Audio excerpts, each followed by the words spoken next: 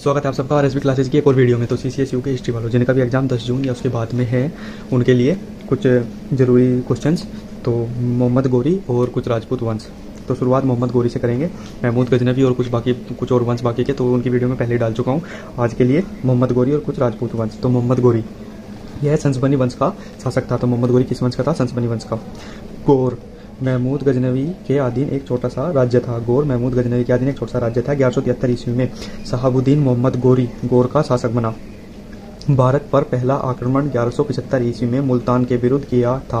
मोहम्मद गोरी ने भारत पर पहला आक्रमण 1175 ईस्वी में मुल्तान के विरुद्ध किया था।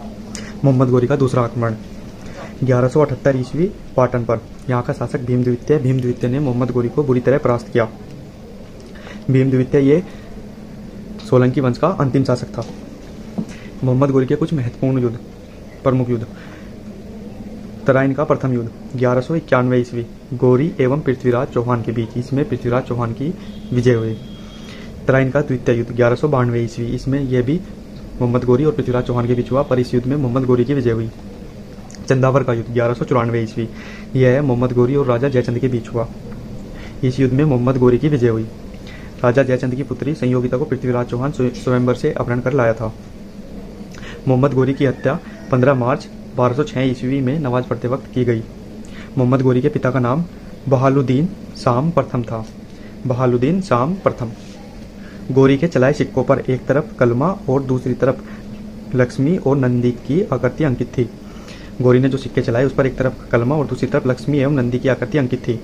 ख्वाजा मोइनुद्दीन चिश्ती 1192 ईस्वी गोरी के साथ भारत आया और बाद में वे अजमेर जाकर बस गए।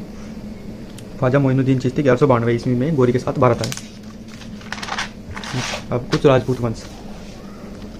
सबसे पहला गुर्जर प्रतिहार वंश। गुर्जर प्रतिहार वंश मालवा का शासक नागभट्ट प्रथम इसका संस्थापक था। तो गुर्जर प्रतिहार वंश का संस्थापक नागभट्ट प्रथम, मालवा का शासक इसका संस्थापक।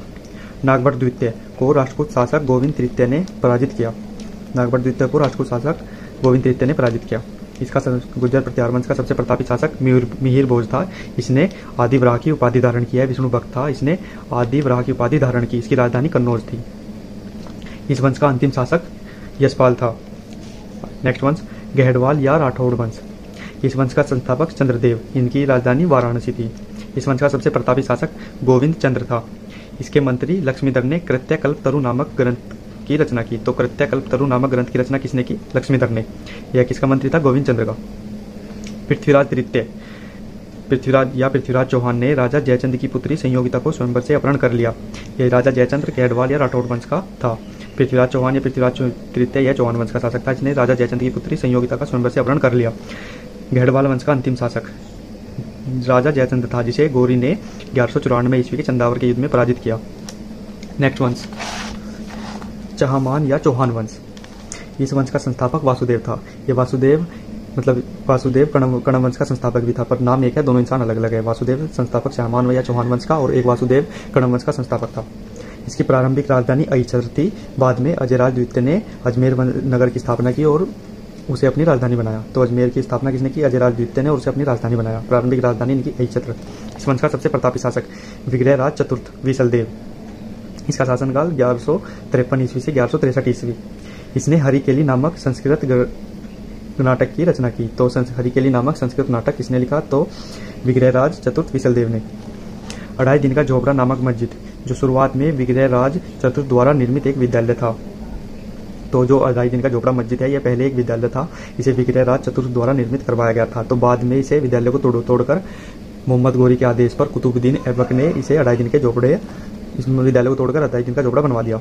इस वंश का अंतिम शासक पृथ्वीराज तृतीय चंद्रप्रदायी इन्हीं के राजकवि था, जिसने पृथ्वीराज रासो की रचना की। तो चंद्रप्रदायी ने कौन सा ग्रंथ लिखा? पृथ्वीराज रासो। और यह किसके दरबार में थे? ये पृथ्वीराज तृतीय के राज दरबार में थे।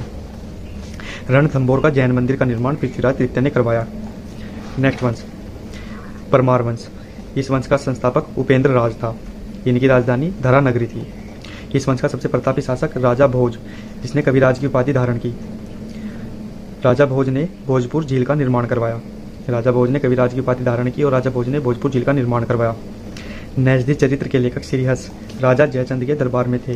ये गढ़वाल वंश के राजा जो जयचंद थे, इनके दरबार में नैजदी चरित्र के लेखक श्रीहर्ष इनके दरबार में थे। तो श्रीहर्ष ने कौन सा ग्रंथ लिखा? तो नैजदी चरित्र। नैजदी चरित्र के लेखक कौन है? श्रीहर्ष।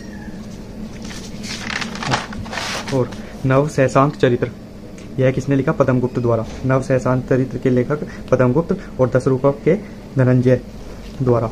ये पद्मगुप्त और धनंजय दोनों वाकपति मुंज के दरबार में थे। पद्मगुप्त ने नव सहसांक चरित्र और धनंजय ने 10 रूपक लिखा और ये वाकपति मुंज के दरबार में थे। इस वंश का अंतिम शासक राजा जयसिम्हा था। नेक्स्ट वन, चंदेल वंश।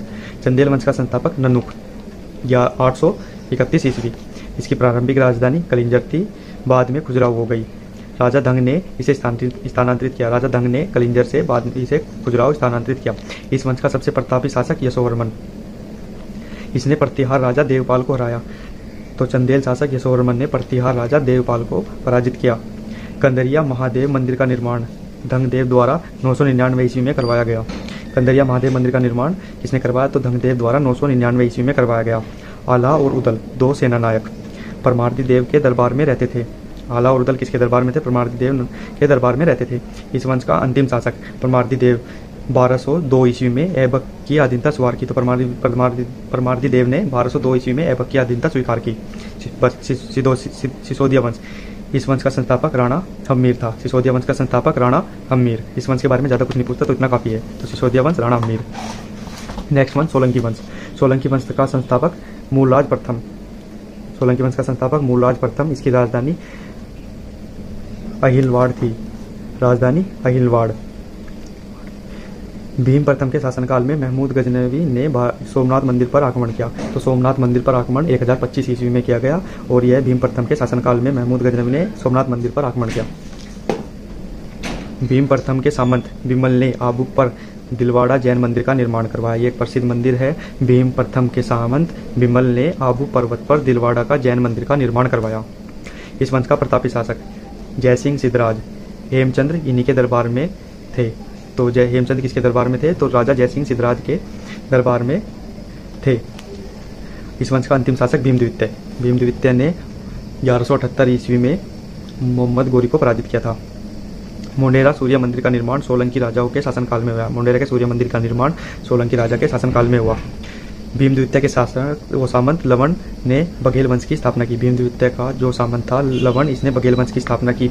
बघेल वंश का अंतिम शासक कर्ण था। कर्ण बघेल वंश का अंतिम शासक था और इन्होंने अलाउद्दीन खिलजी के साथ युद्ध किया। नेक्स्ट वन, कलचुरी वंश। संस्थापक कोक्कल प्रथम। कोक्कल, कलचुरी वंश का संस्थापक कोक्कल और इसकी राजधानी त्रिपुरी थी। संस्थापक कोक्कल, राजधानी त्रिपुरी। इस वंश का प्रतापी शासक गंगदेव और करण। करण ने कलिंग पर विजय प्राप्त की। तो आज के लिए सिर्फ इतना ही। वीडियो कैसी लगी, कुछ ये मेरे सिलेक्ट किए क्वेश्चन कैसे लगे, आप लोग कमेंट करके जरूर बताएं।